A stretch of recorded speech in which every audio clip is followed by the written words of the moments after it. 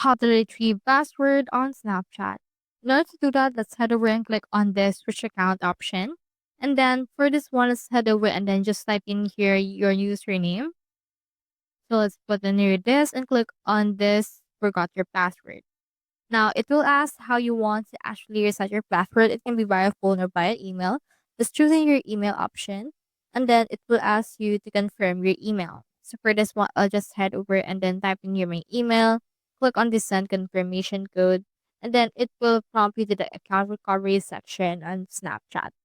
So what you can do in that case is to just make sure to get the on-screen instruction for this one. Head over and add in here again your email.